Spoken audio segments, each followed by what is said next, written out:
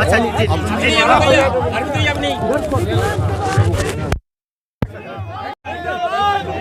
शिवराज सिंह चौहान जिंदाबाद, नरेंद्र मोदी जिंदाबाद, नरेंद्र मोदी जिंदाबाद, गौतम जिंदाबाद।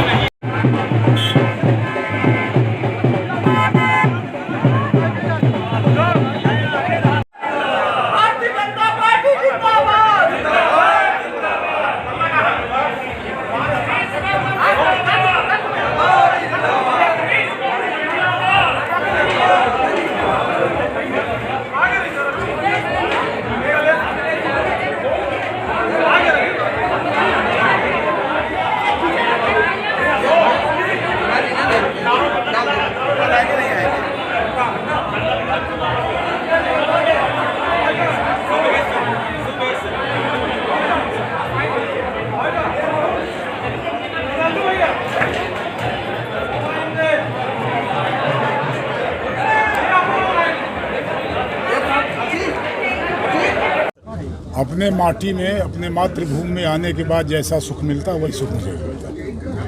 आगे की क्या स्थिति रहेगी रीवा के विकास के लिए, इस क्षेत्र के विकास के लिए? बहुत उम्मीदों से आप बने हैं, काफी लंबे समय बाद आपको ये पद मिला है, तो कैसा? अब ये समय बताएगा। रीवा को क्या सौगात मिलेगी? कुछ कार्य योजना समय बताएगा। अपने लोगों के लिए क्या कहना चाहेंगे जो संघर्षों में आपके साथ रहे हैं, उनके लिए आज भी यहाँ पे हैं? जिनके कारण मैं यहाँ हूँ, सबसे बड़ी उपलब्धि उन्हीं के कारण मिली है, उनको भूलूं नहीं, ईश्वर से प्रार्थना यही करता हूँ। चलिए सर। मैं इन सबको भूल नहीं सकता, इसलिए सबसे पहले इन सबका स्मरण किया। साथियों, मैं आपसे कहना चाहता हूं, हमारे मंच पर विराजमान ये जिला पंचायत की ओर से नागरिक अभिनंदन का काम किया गया। जिला पंचायत के हमारे अध्यक्ष, हमारे जिला पंचायत के तमाम सदस्यगण, हमारे सारे मंडल जनपदों के अध्यक्षगण, जनपद के सदस्यगण, हमारे सरपंच साहब, हमारे सरपंचों के वार्ड के तमाम सदस्यगण त्रिस्तरीय पंचायत के भीतर यहां आए। हमारे इस जिला पंचायत के हमारे सीओ साहब, इस जिले के कलेक्टर साहब भी इस कार्यक्रम में मौजूद है। इस रीवा को विकास की तरफ ले जाने की सोच जिसने शुरू की, दबाव बना। राजेंद्र शुक्ला को मैं भूल कैसे सकता, जिनने ये दिशा दिखाई कि विकास का रास्ता क्या हो सकता है।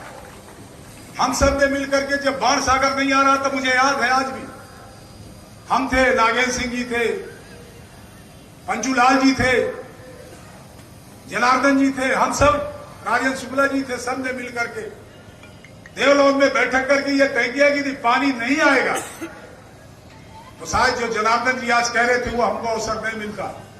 कि हमारे अनाज के उत्पादन का इतना ज्यादा उत्पादन बढ़ाया इस बाण सागर के पानी ने कि हमारे पास अब गोदाम नहीं है जहां अनाजों को हम रख सकें। ये सोच के कारण हमारे भाई राजेंद्र जी, हम दोनों अलग अलग दल में थे, हम जनार्दन, तो संघर्ष का रास्ता एक ही था। सड़कों में संघर्ष करके जेल जाना ये सगल था, हमारा भी और जनार्दन का भी। और इसमें रहती थी कि सबसे ज्यादा जेल कौन जाए।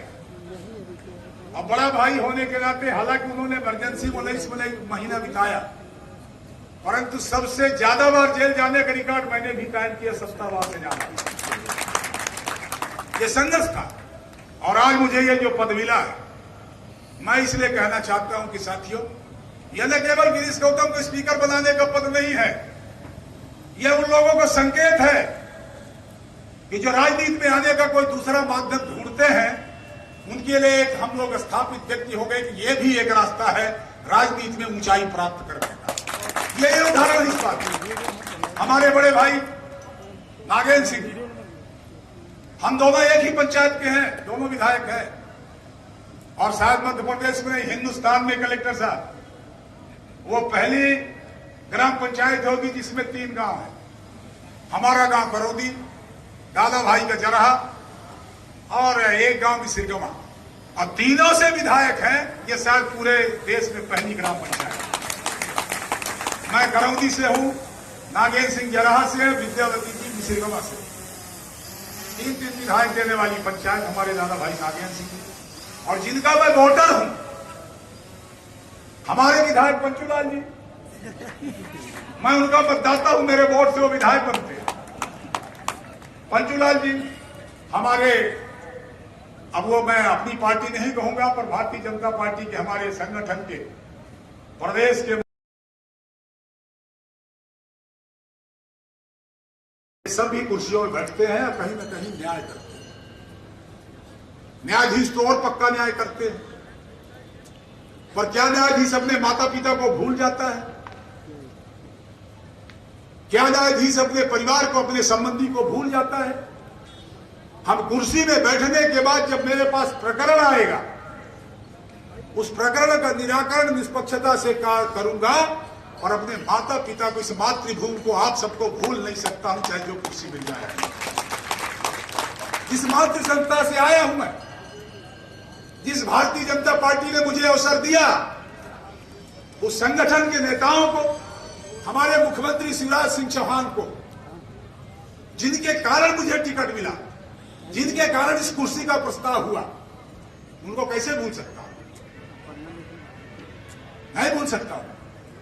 और यदि मैं भूला तो मुझसे बड़ा कृतज्ञ कोई नहीं होगा। और इसीलिए मैंने कहा, मेरे सामने कोई चुनौती नहीं है, मेरे सामने स्वयं की चुनौती, मैं खड़ा हूं मेरे सामने। मेरी चुनौती है मेरे द्वारा स्थापित मापदंडों को, मेरे द्वारा स्थापित उन विचारों को, उनको पूरा करने की चुनौती मेरे सामने है। ईश्वर से प्रार्थना करता हूं, भगवान से कृपा चाहता हूं, हे ईश्वर ये शक्ति देना, इस जिस चुनौती को मैंने चुना है, उस चुनौती को पार करके इस रीवा क्षेत्र की जनता का कल्याण का काम कर सकूं। हे ईश्वर ये शक्ति देना। सभी कुर्सियों में बैठते हैं और कहीं न कहीं न्याय करते हैं। न्यायाधीश तो और पक्का न्याय करते हैं, पर क्या न्यायाधीश अपने माता पिता को भूल जाता है?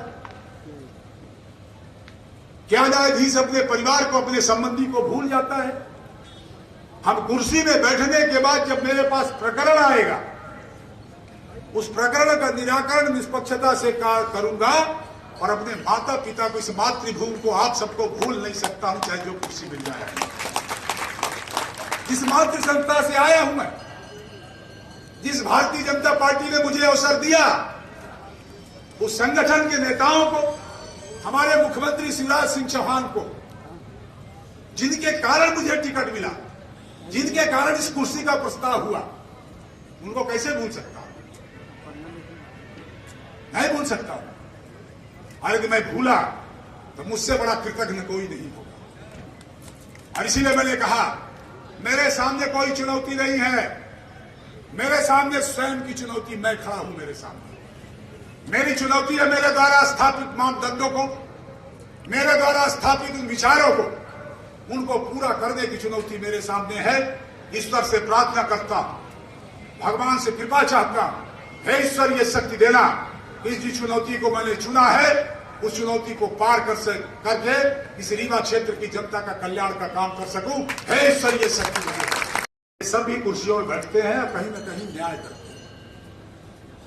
न्यायाधीश तो और पक्का न्याय करते हैं, पर क्या न्यायाधीश अपने माता पिता को भूल जाता है? क्या न्यायाधीश अपने परिवार को, अपने संबंधी को भूल जाता है?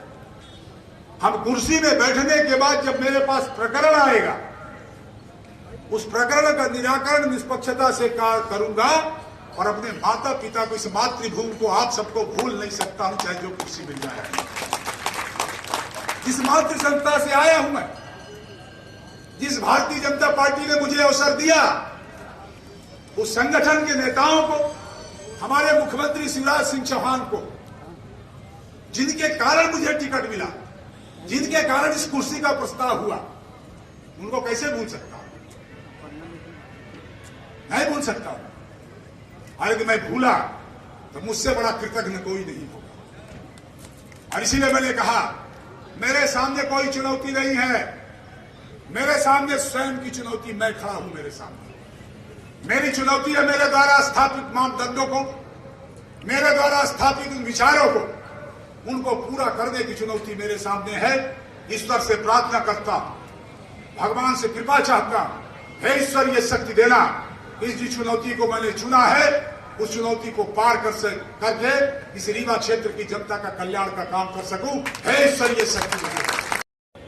उसको कोई चेक करने वाला नहीं है, उसको चेक मैं ही करने वाला। तो एक किस्सा मुझे याद आता है। एक बड़े महात्मा थे, उनके 4 शिष्य थे। चारों शिष्य की जब ट्रेनिंग हो गई तो उन्होंने कहा अपना जाकर के अलग मत